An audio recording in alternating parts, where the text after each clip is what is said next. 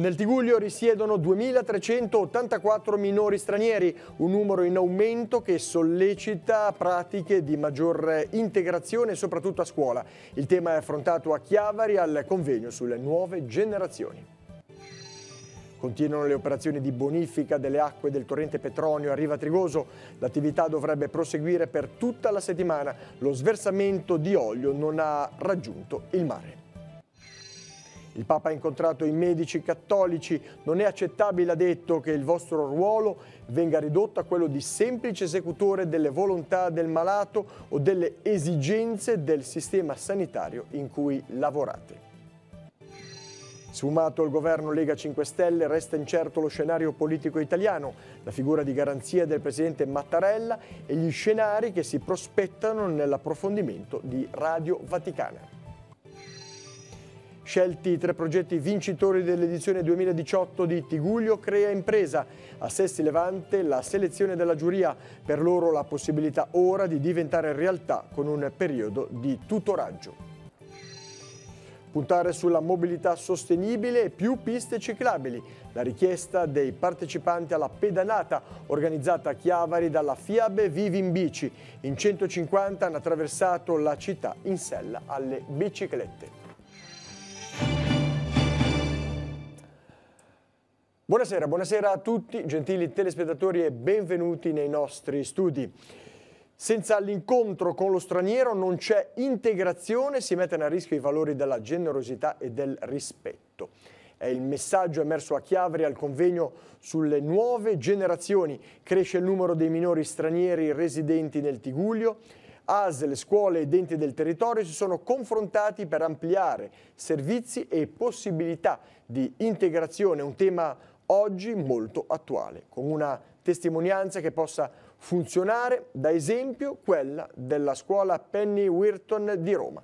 La sintesi nel servizio che abbiamo preparato può partire. I minori stranieri residenti nel Tigullio sono 2.384, l'11,95%.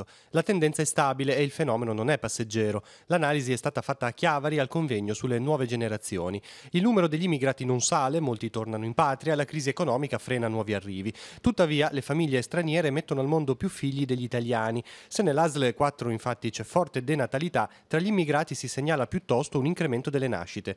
Nel Tigullio le comunità più ampie sono quelle di persone provenienti da Ecuador, Albania, Romania, Cina e altri paesi dell'Est Europa. I minori stranieri costituiscono una componente molto rilevante all'interno delle nostre comunità, all'interno delle nostre scuole e necessitano di processi, di politiche, di interventi che favoriscano nel migliore dei modi l'integrazione con le popolazioni residenti.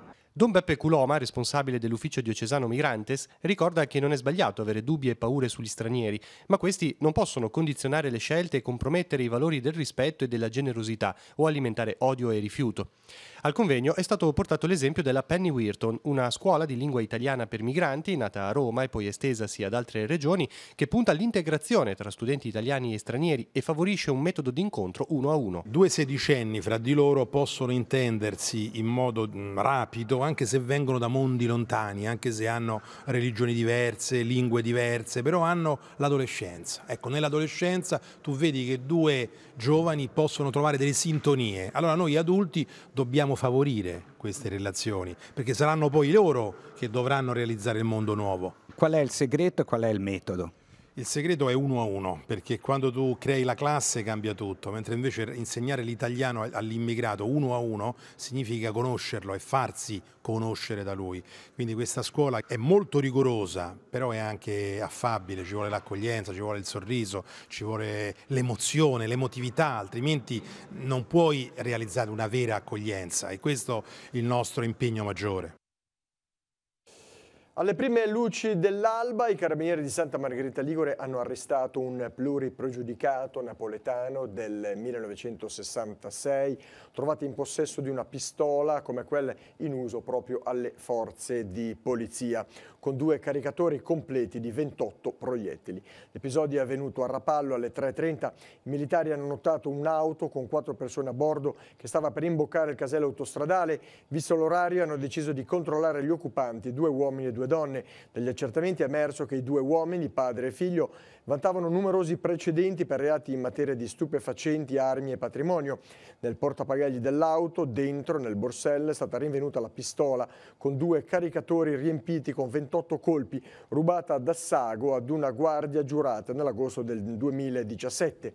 Il figlio dell'autista, classe 94, nascondeva invece nella biancheria intima 3 dosi di cocaina per un totale di 5 grammi. Nessuna irregolarità invece per le 2 passeggere parenti dei 2 uomini. La successiva perquisizione della casa, un'abitazione che la famiglia da poche settimane aveva trovato in affitto a Rapallo, ha permesso di rinvenire 2 grammi di marijuana e all'interno di pugnali di ogni genere, un tirapugno e un manganello in legno. Il padre è stato arrestato e portato al carcere di Genova Marassi, il figlio invece è stato denunciato in stato di libertà. Dovrebbero continuare per tutta la settimana le operazioni di bonifica delle acque nel torrente Petronio, nel quale venerdì sera si è registrato uno sversamento di olio. L'inquinante, che non ha raggiunto il mare, viene aspirato dalla superficie.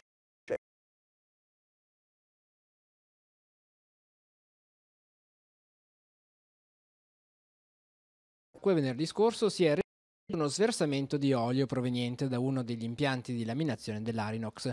Scattata nelle ore successive alla segnalazione arrivata da un privato cittadino, la macchina della Protezione Civile, al cui tavolo siedono Comune, Guardia Costiera, Carabinieri e ARPAL, si è subito attivata e sta portando avanti il lavoro di asportazione dell'inquinante dalla superficie del torrente, garantendo nel contempo il deflusso in mare del corso d'acqua.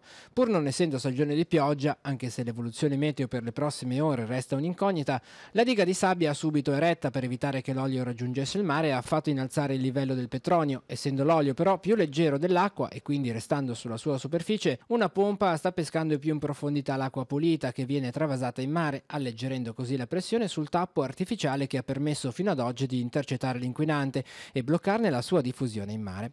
Sostanza la cui provenienza è stata fatta risalire ad uno degli impianti di laminazione dell'Arinox. Un guasto ad una guaina di una macchina ha portato l'olio utilizzato per il processo di laminazione a riversarsi in un cavidotto e da qui scivolare verso le fondamenta e trasudare dal muro in cemento armato che fa da argine al Rio Bardi, uno dei tanti piccoli corsi d'acqua che scorrono sotto i capannoni dell'azienda e che poi affluiscono nel Petronio. Qui venerdì mattina sono stati effettuati i primi campionamenti da parte di ARPAL. Qui l'azienda sta procedendo all'aspirazione dell'olio bloccato dalle panne galleggianti. L'ARPAL, ha spiegato l'assessore regionale alla Protezione Civile Giacomo Giampedrone, segue tutta la parte di analisi con i propri laboratori attivati su più fronti per garantire la massima tutela ambientale della zona. Un fronte è quello relativo alla conferma della tipologia dell'inquinamento e della sua provenienza. L'altro riguarda la qualità delle acque marine con l'analisi dei campioni prelevati in mattinata dalla Capitaneria di Porto, competente per territorio. Una situazione che comunque viene costantemente monitorata e che per ora non ha avuto effetti sulla balneabilità del tratto di costa adiacente alla foce del torrente Petronio. Per lavori alla rete da parte di Iren Acqua Tigullio, dalle 21:30 di questa sera in alcune delle vie di Rapallo ci sarà interruzione dell'erogazione dell'acqua. Le abitazioni interessate saranno quelle di via San Rocco, salita di Pianello, via Luigi Casale, via Aurelia di Levante fino al bivio con via Pietrafraccia, via Baisi, via Parco Moro, via Pietrafraccia, via Val di Sole, via Carcare, via Maggio, salita Montallegro, via Bozzo Costa e via Don Minzoni. Inoltre c'è anche via Sanguinetti. L'acqua dovrebbe ritornare a partire alle 3:30 di questa notte, intervento che viene effettuato in orario serale e notturno per creare il miglior disagio possibile alla cittadinanza. Nel fine settimana a Santa Margherita sono stati sequestrati 4 veicoli non in regola con la revisione. I controlli sono stati eseguiti dalla Polizia Municipale. Una persona si è data alla fuga per sfuggire al presidio, ma è stata intercettata e raggiunta a San Lorenzo da una pattuglia in moto. Il veicolo era in fuga a velocità piuttosto sostenuta. In tutto salgono a 14 i veicoli sequestrati negli ultimi 15 giorni di lavoro. E sempre nel fine settimana sono stati sequestrati vestiti e copricapi venduti da abusivi nelle aree pedonali e sulle spiagge.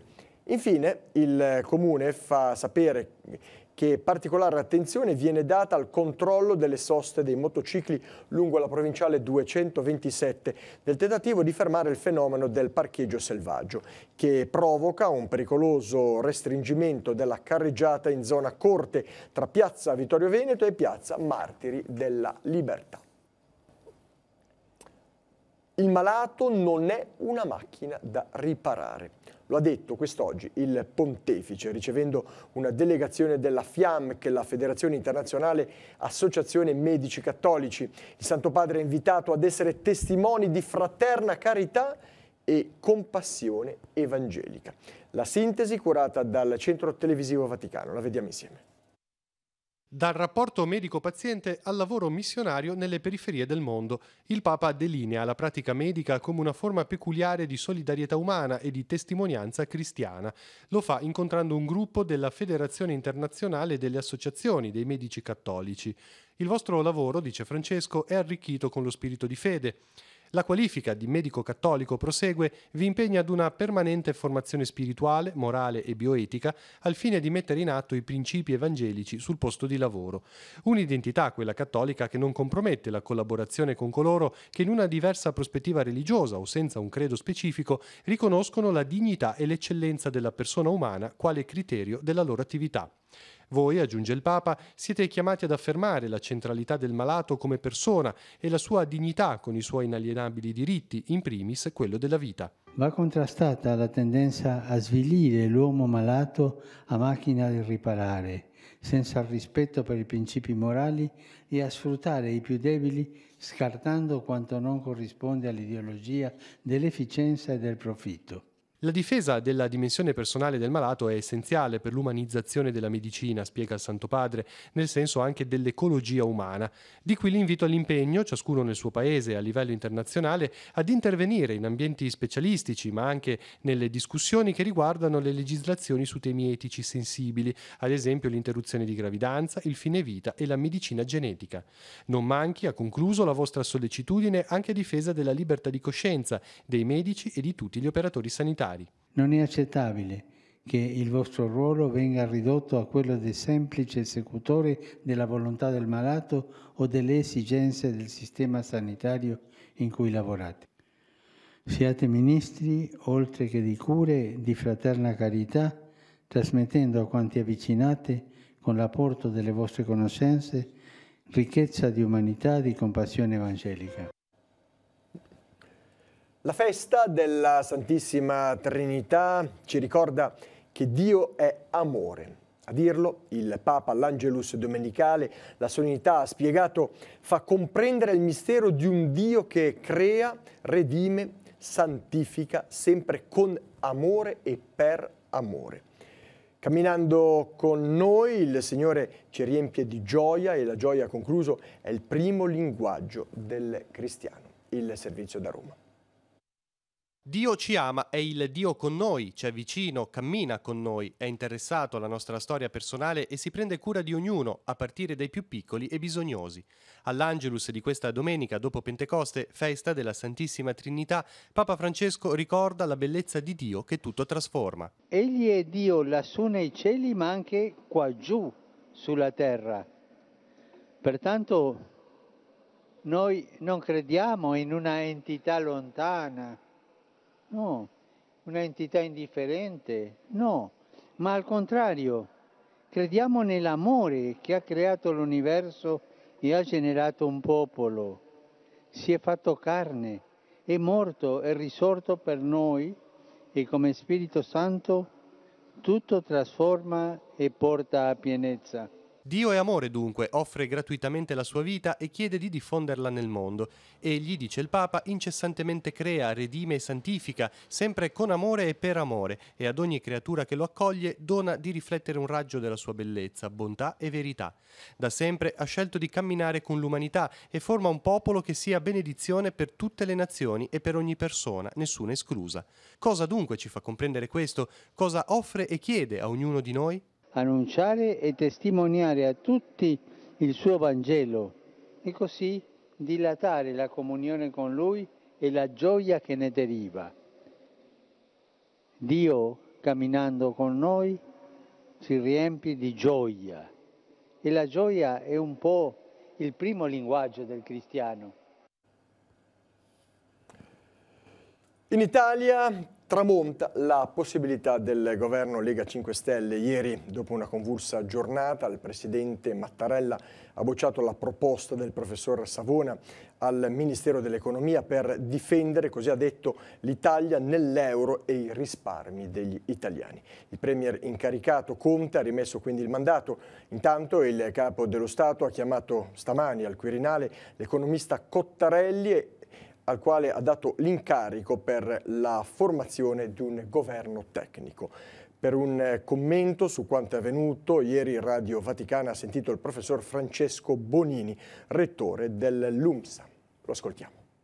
Probabilmente il ciclo si è avvitato su se stesso e i due partner del governo che si era tentato di fare giocavano anche l'uno contro l'altro. E sicuramente nell'immediato il vincitore politico di questa vicenda, che è nello stesso tempo drammatica e grottesca come molte vicende italiane, è Salvini. Ma appunto siamo soltanto ad uno degli atti di questa vicenda, che è una vicenda certamente molto grave. Ieri sono volate anche parole grosse, si è parlato di messa in stato d'accusa del Presidente della Repubblica. È plausibile un'ipotesi del genere? Certamente non ha alcuna motivazione di carattere giuridico. Il problema è un enorme problema di qualità. Questi oltre 80 giorni di crisi hanno messo a nudo la qualità molto bassa della classe politica, del personale politico e soprattutto anche delle idee, cioè delle idee di governo. E quindi questo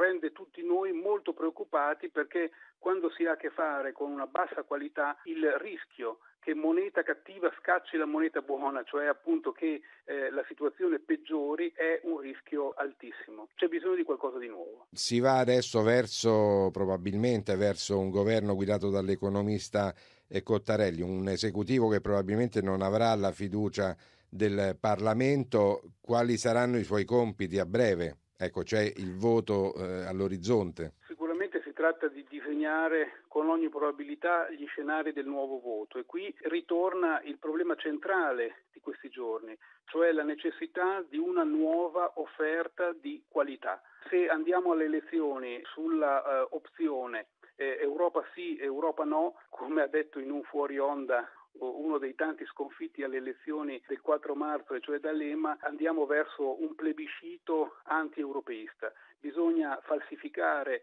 queste alternative ed è necessario appunto a situazione nuova protagonisti nuovi. L'edizione 2018 di Tigullio Crea Imprese si è conclusa ieri mattina all'ex convento dell'Annunziata di Sestri Levante. I vincitori della Startup Contest itinerante organizzata dall'associazione Tigullio Crea Impresa in collaborazione con Y-Lab, Credit Agricole Carispezia e Dipartimento di Design del Politecnico di Milano ha scelto i 3 progetti che ora potranno finalmente diventare realtà. Vediamo com'è andata nel servizio che segue. Un dispositivo da applicare allo spazzolino da denti per rendere un gioco, la pulizia, un gin ligure, un prodotto a chilometro zero e aromatizzato al basilico, una piattaforma online pensata per chi vuole organizzare un evento con musica mettendo in contatto artista e cliente. Sono loro i vincitori dell'edizione 2018 di Tigullio Crea Impresa, il concorso per promuovere nuove idee imprenditoriali che, dopo aver toccato nelle diverse fasi località del Tigullio, Portofino, Santa Margherita, Ligure, Rapallo e Chiavari, ha visto la sua conclusione all'ex convento dell'Annunziata di Sestri Levante, dove i 16 progetti selezionati sugli 80 iniziali hanno avuto la loro chance di diventare realtà. La proclamazione di 3 vincitori è arrivata al termine dei pitch.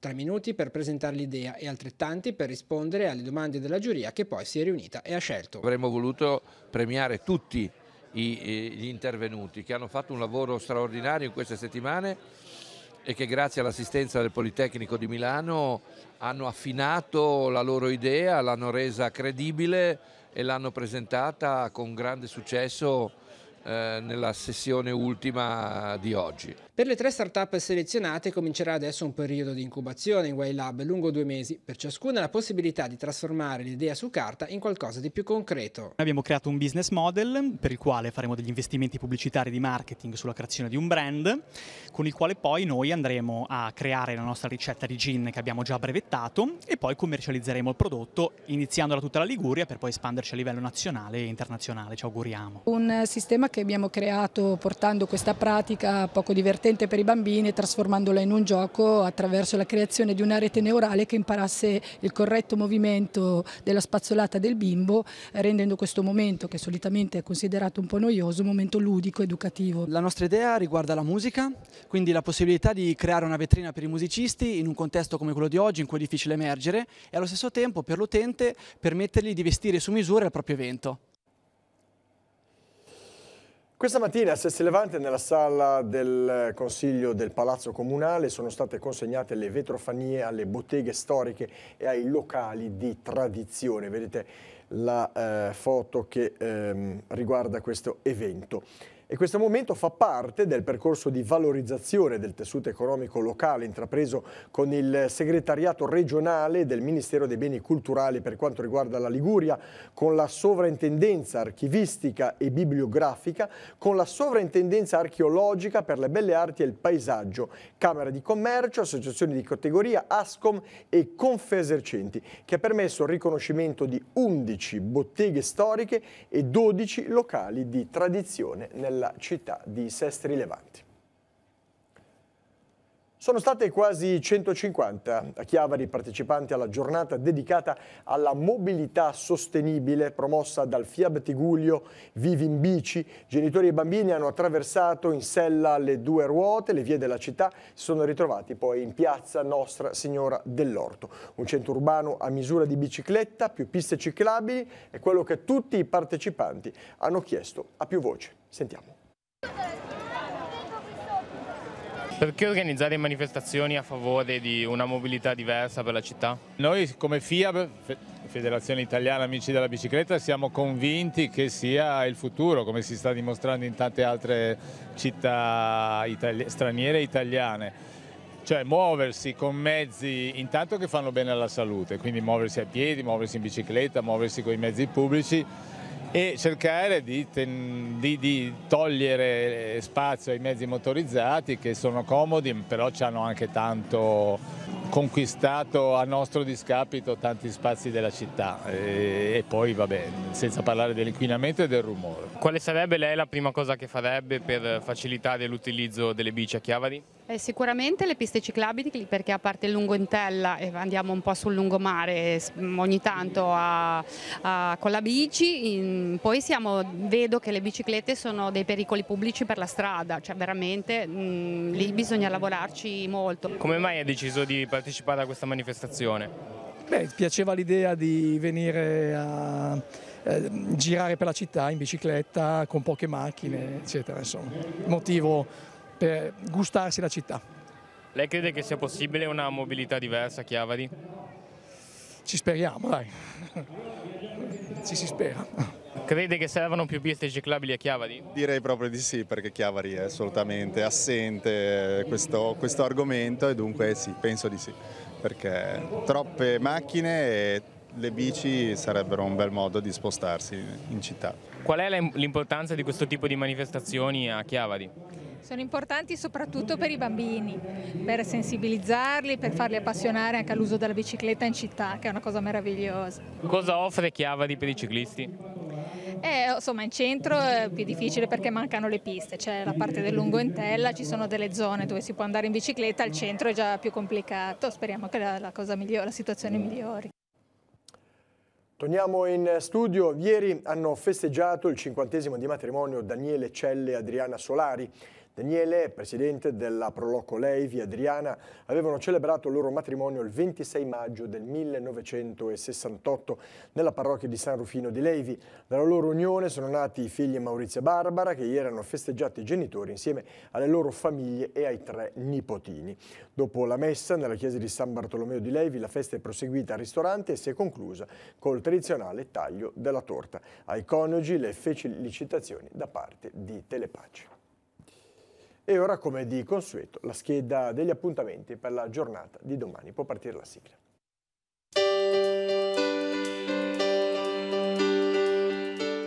Appuntamenti in agenda per martedì 29 maggio. Letture in piazza per i ragazzi della scuola primaria e secondaria di primo grado del comprensivo De André di Casarza Ligure. A partire dalle 9 ritrovo in piazza Unicef.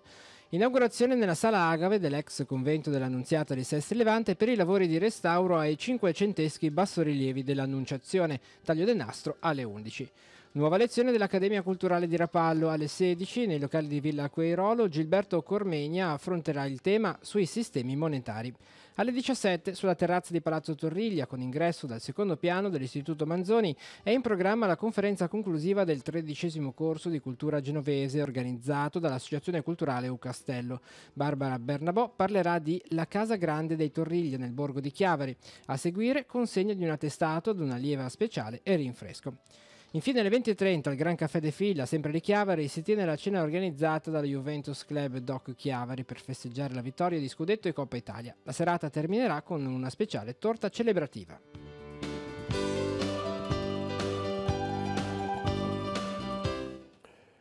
Parliamo di sport, pallanuoto. In Serie A1 maschile la Prorecco è campione d'Italia. I detentori del titolo si confermano per la 13ª volta consecutiva e conquistano il loro 32esimo scudetto. Nella giornata conclusiva delle Final Six gli uomini di mister Vujasinovic hanno battuto il Brescia con il punteggio di 8-5. In A2 maschile la Chiavari Nuoto conclude il campionato con una sconfitta. A Genova la squadra perde 11-6 contro la Crociera Stadium. I chiavaresi, terzultimi in classifica a 13 punti, si giocheranno ora la salvezza nel play-out in programma a partire dal 9 giugno contro l'Arechi. Il Lavagna 90 invece ha battuto in casa il plebiscito Padova 6-4 e ha chiuso a 40 punti in classifica. Sono l'Adriatico Cornacchia e il Comunale di Chiavari, terreni di gioco migliori per quanto riguarda la Serie B di calcio, rispettivamente nelle categorie naturali, misti, sintetici. Ad aggiudicarsi l'edizione del 2017-2018, la terza del premio creato dalla Lega di Serie B per premiare le società più virtuose nella gestione del manto erboso, sono dunque Pescara e Dentella, che hanno garantito la miglior condizione del terreno di gioco sia dal punto di vista estetico che dalla praticabilità e dalla performance durante tutto l'arco della stagione calcistica. Il premio garantisce un riconoscimento economico da investire proprio nella miglioria del terreno di gioco. Questa era l'ultima notizia per quanto riguarda il giornale di oggi. Il prossimo appuntamento, come sempre, è rinnovato a domani alle ore 12:45 col TG13. Io vi ringrazio per la vostra cortese attenzione e vi auguro una buona serata con i programmi della nostra emittente. Arrivederci.